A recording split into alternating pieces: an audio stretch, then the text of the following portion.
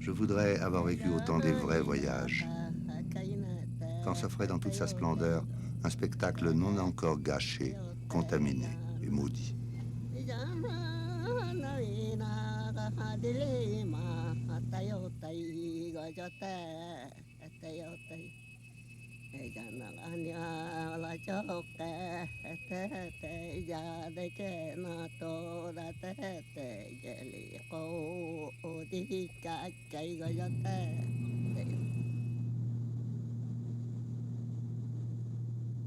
Ma carrière s'est jouée un dimanche de l'automne 1934 à 9 h du matin sur un coup de téléphone. Avez-vous toujours le désir de faire de l'ethnographie? Certes. Alors posez votre candidature comme professeur de sociologie à l'université de San Paolo. Les faubourgs sont remplis d'Indiens, vous leur consacrerez vos week-ends. Ça a été peut-être l'expérience décisive de nos existences. Non seulement parce que c'était la première fois que, jeunes professeurs, nous nous expatrions et que nous nous expatrions dans un pays très lointain, mais en même temps, nous y trouvions pour nos études respectives, que ce soit les anthropologues, les sociologues, les géographes, les historiens, nous trouvions un terrain d'une richesse tout à fait prodigieuse et qui, à l'inverse des vieux terrains de l'ancien monde, était encore très incomplètement exploité. Et où donc nous nous trouvions devant cette situation un peu qu'ont connue les hommes de l'Europe, si je puis dire, au XVIe, au XVIIe, encore au XVIIIe siècle, où tout était possible, où toute étude offrait un intérêt parce que rien de définitif n'avait été dit sur le sujet, parce qu'on n'avait pas épuisé les problèmes. Alors, ça a été pour nous, je dis, une véritable révolution spirituelle.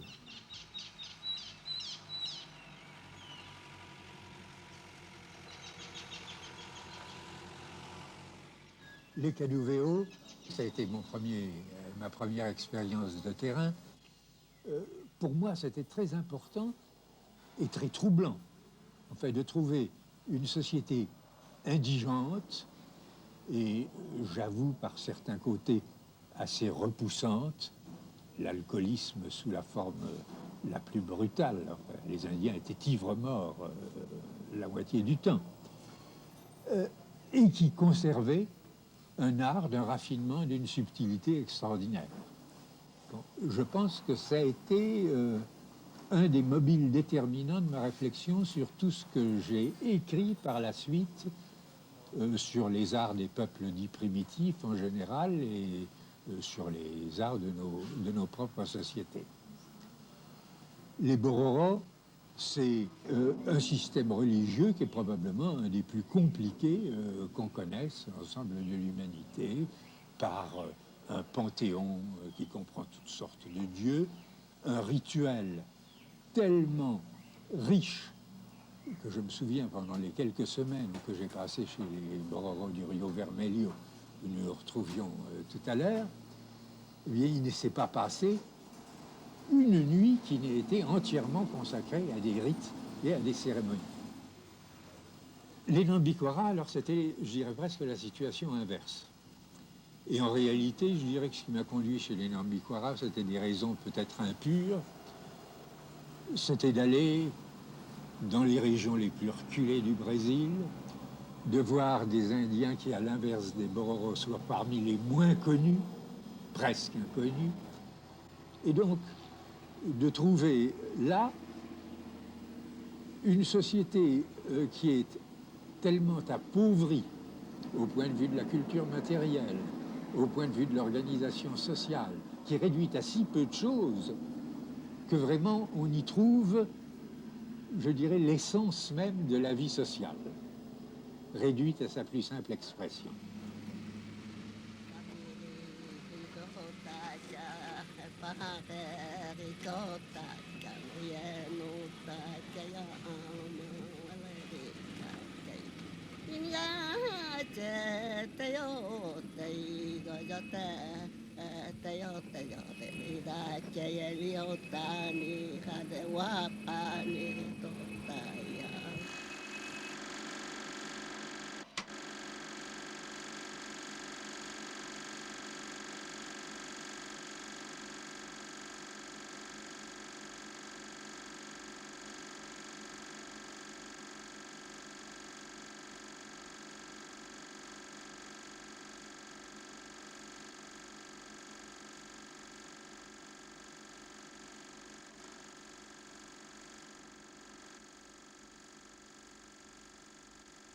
Tel, je me reconnais, voyageur, archéologue de l'espace, cherchant vainement à reconstituer l'exotisme à l'aide de parcelles et de débris.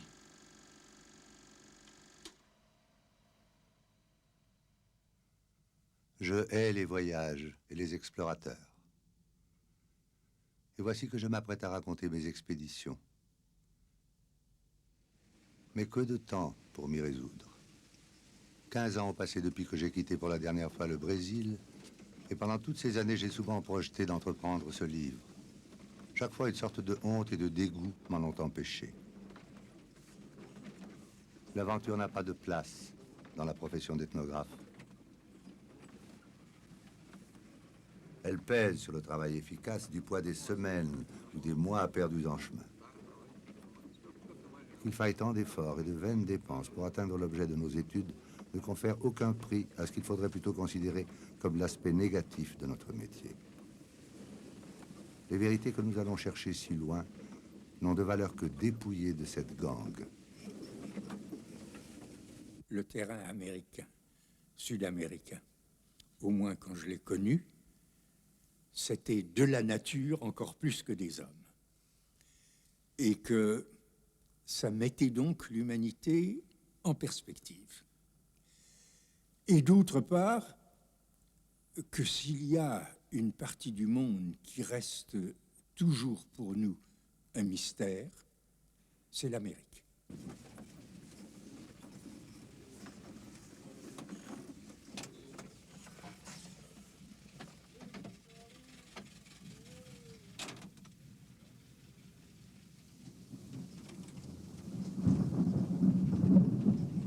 Moins qu'un parcours, l'exploration est une fouille. Une scène fugitive, un coin de paysage, une réflexion saisie au vol permettent seuls de comprendre et d'interpréter des horizons autrement stériles. Pour l'œil inattentif, ces hameaux différaient à peine de ceux des paysans brésiliens les plus proches. Mais à la différence des cabanes brésiliennes, il n'y avait pas de murs. Les constructions offraient une sorte de compromis entre les habitations des Blancs, d'où avait été copiée la forme du toit, et les anciens auvents indigènes à toiture plate couverte de nattes.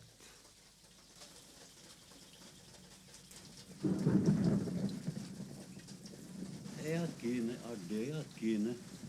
Lá no outro beira de Rio Pitoco, outra aldeia, onde tem corralão, onde tem gado. Aqui é o senhor Francisco Balta, que arrendou aqui. Arrendou aqui a terra. É, Tito. E está criando gado. Ele está criando. Está criando. E foi abandonado em 45. 45? 45. Ah, já faz muito tempo. Muitos anos já. É aqui da reserva. Ainda é reserva? É reserva. É aqui da reserva.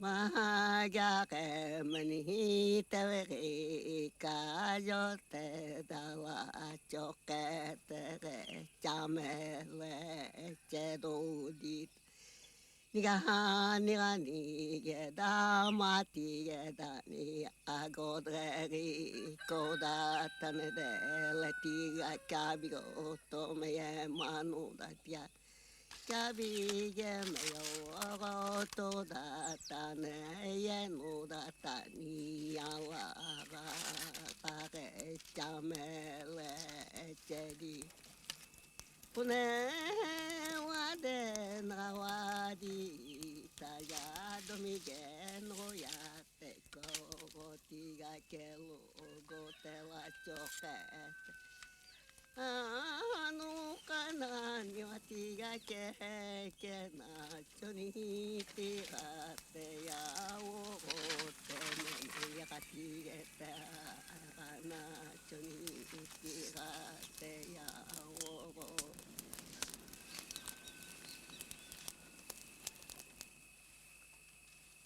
Essa foto não é da senhora? no sé. Não?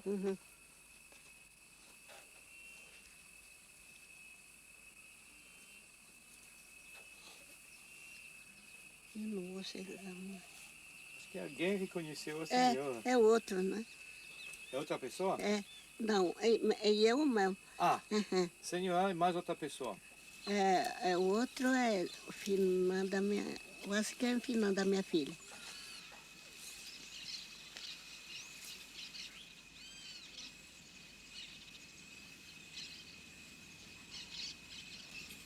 Ces Indiens chevaliers ressemblaient à des figures de cartes. Ils avaient des rois et des reines. Ils étaient déchargés des travaux subalternes par une population plus anciennement installée, différente par la langue et la culture, des Guanas. Ces Guanas cultivaient la terre et payaient un tribut de produits agricoles au seigneur Mbaya en échange de leur protection. Un Allemand du XVIe siècle qui s'était aventuré dans ces régions comparait ces relations à celles existant de son temps en Europe centrale entre les féodaux et leurs serfs. Quand l'être suprême, Gonoen Hodi, décida de créer les hommes, il tira d'abord de la terre les Guanas, puis les autres tribus. Au premier, il donna l'agriculture en partage et la chasse aux secondes. Le trompeur, qui est l'autre divinité du panthéon indigène, s'aperçut alors que les Mbaya avaient été oubliés au fond du trou et les en fit sortir. Mais comme il ne restait rien pour eux, ils eurent droit à la seule fonction encore disponible, celle d'opprimer et d'exploiter les autres. Y eut-il jamais plus profond contrat social que celui-là? C'est un livre où je me suis permis de dire tout ce qui me passait par la tête, et sans aucune prétention d'ordre scientifique. Ce que je veux dire simplement, c'est que même quand nous étudions sérieusement ces choses, même quand nous essayons de faire œuvre scientifique, eh bien, il y a place pour le reste et il y a une place indispensable pour le reste.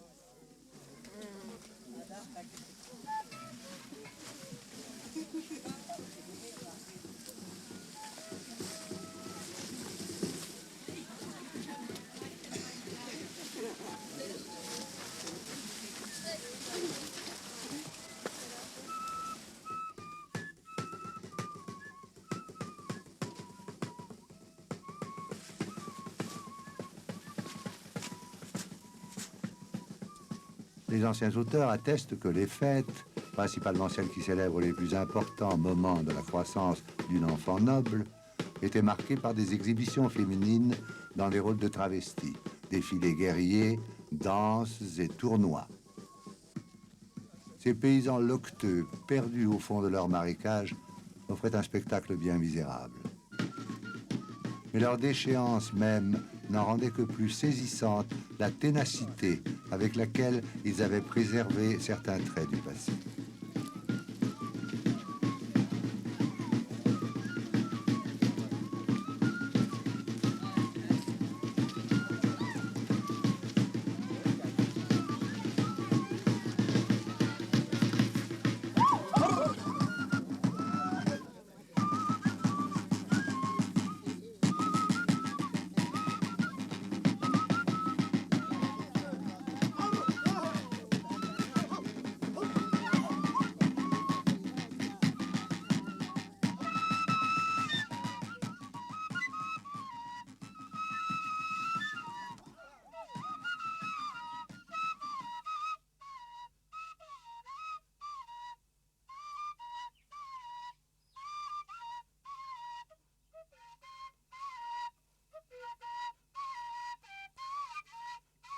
L'ensemble des coutumes d'un peuple est toujours marqué par un style. Elles forment des systèmes. Je suis persuadé que ces systèmes n'existent pas en nombre illimité et que les sociétés humaines comme les individus, dans leurs jeux, leurs rêves ou leurs délires, ne créent jamais de façon absolue, mais se bornent à choisir certaines combinaisons dans un répertoire idéal qu'il serait possible de reconstituer. Ces personnages de romans de chevalerie ont créé un art graphique dont le style est incomparable à presque tout ce que l'Amérique précolombienne nous a laissé et qui ne ressemble à rien, sinon peut-être au décor de nos cartes à jouer.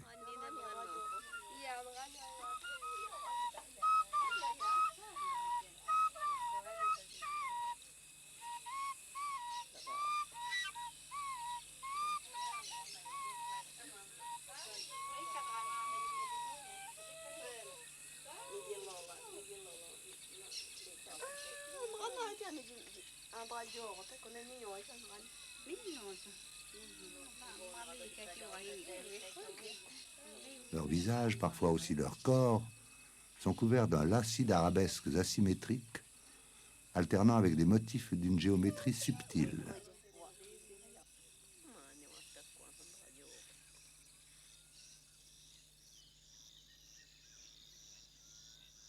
Je m'étais d'abord proposé de photographier les visages, mais les exigences financières des belles de la tribu auraient vite épuisé mes ressources. J'essayai ensuite de tracer des visages sur des feuilles de papier en suggérant aux femmes de les peindre comme elles eussent fait sur leur propre face. Le succès fut tel que je renonçai à mes coquilles maladroits. Les dessinatrices n'étaient nullement déconcertées par des feuilles blanches, ce qui montre bien l'indifférence de leur art à l'architecture naturelle du visage humain.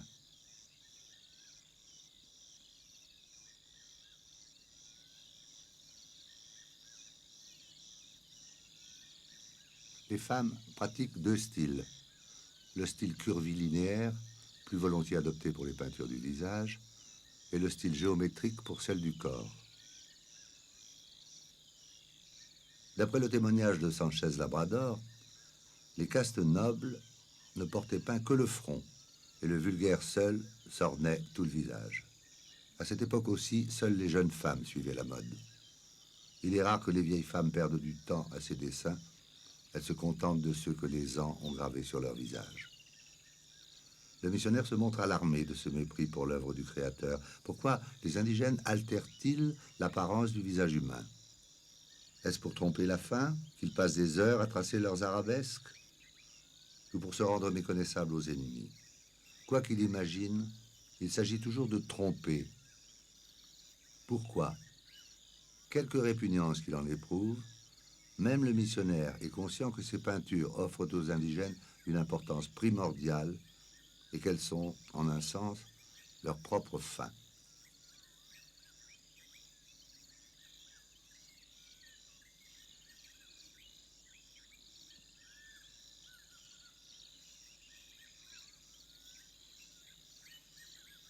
l'art indigène proclame un souverain mépris pour l'argile dont nous sommes pétris. De son point de vue de jésuite, Sanchez Labrador se montrait singulièrement perspicace en y devinant le démon. Serait-ce l'explication du caractère exceptionnel de l'art Cadouveo que par son intermédiaire, l'homme refuse d'être le reflet de l'image divine?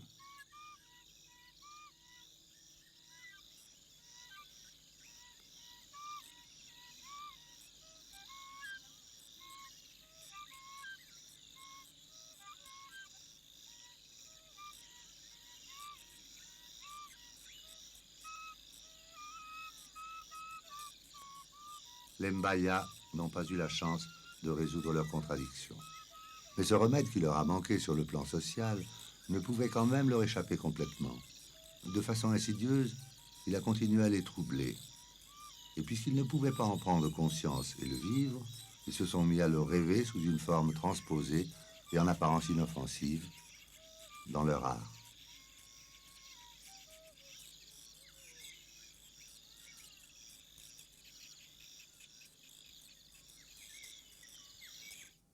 Il y a d'abord un élément biographique. Je suis fils de foi neveu de peintre, j'ai été élevé dans des ateliers d'artistes et donc, je dirais presque que l'aspect esthétique, c'est un peu le lait dont j'ai été nourri et il est donc naturel que j'y sois sensible. Il y a aussi le fait que Triste Tropique est un livre où je prenais des vacances vis-à-vis de ce que je considérais être la réflexion scientifique authentique. Et où, par conséquent, je pouvais me permettre d'introduire un certain nombre de choses qui n'auraient pas eu leur place, disons, dans les structures élémentaires de la parenté. Et puis, il y a enfin, et ce serait la réponse qui, pour moi, serait la plus sérieuse, c'est qu'il est nécessaire de prendre les phénomènes humains par tous les bouts et d'essayer de les prendre par tous les bouts simultanément. Et que cette espèce de coupure entre le sensible, l'esthétique d'un côté, l'intelligible de l'autre, qui règne sur nous depuis le XVIIe siècle, je pense, et tout ce que j'ai essayé de faire, c'est un effort pour s'en dégager.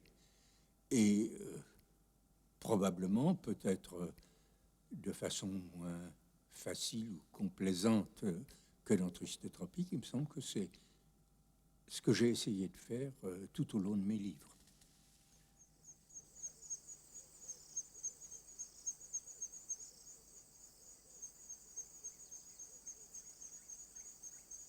Adorable civilisation, de qui les reines cernent le songe avec leurs phares.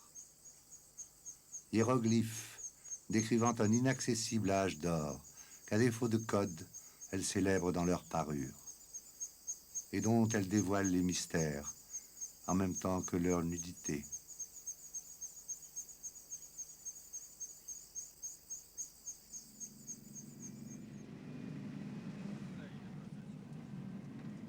C'est un autre monde qui s'ouvre. Toujours domine une impression d'immensité. Le sol est si uni, les pentes si faibles, que l'horizon s'étend sans obstacle jusqu'à des dizaines de kilomètres. Une demi-journée se passe à parcourir un paysage contemplé depuis le matin, répétant exactement celui traversé la veille, de sorte que perception et souvenir se confondent dans une obsession d'immobilité.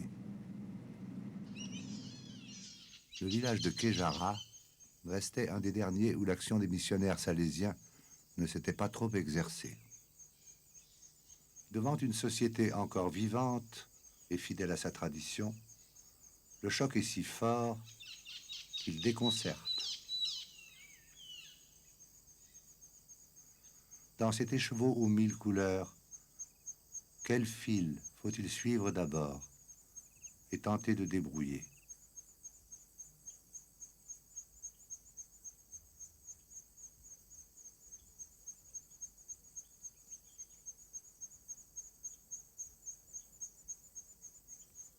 je m'employais à obtenir de mes informateurs une analyse de la structure de leur village.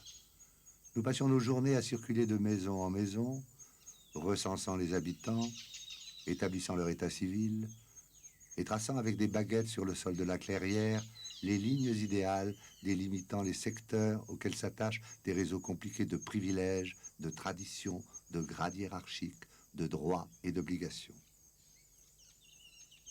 Vu du haut d'un arbre ou d'un toit, le village Bororo est semblable à une roue de charrette, dont les maisons familiales dessineraient le cercle, les sentiers, les rayons, et au centre de laquelle la maison des hommes figurerait le moyeu. À un diamètre du village, partage la population en deux groupes. Au nord, les Tchera, au sud, les Tougare. Un individu appartient toujours à la même moitié que sa mère. Ensuite, il ne peut épouser qu'un membre de l'autre moitié. Les moitiés ne règlent pas seulement les mariages, mais d'autres aspects de la vie sociale. Chaque fois qu'un membre d'une moitié se découvre sujet de droit ou de devoir, c'est au profit ou avec l'aide de l'autre moitié.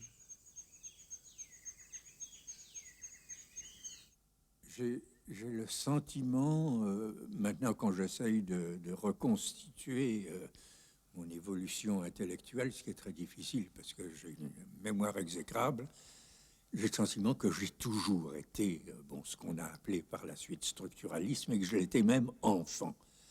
Mais, bien sûr, rencontrer les Bororo, qui sont, si je puis dire, de grands théoriciens structuralistes, eh bien, c'était une bénédiction pour moi.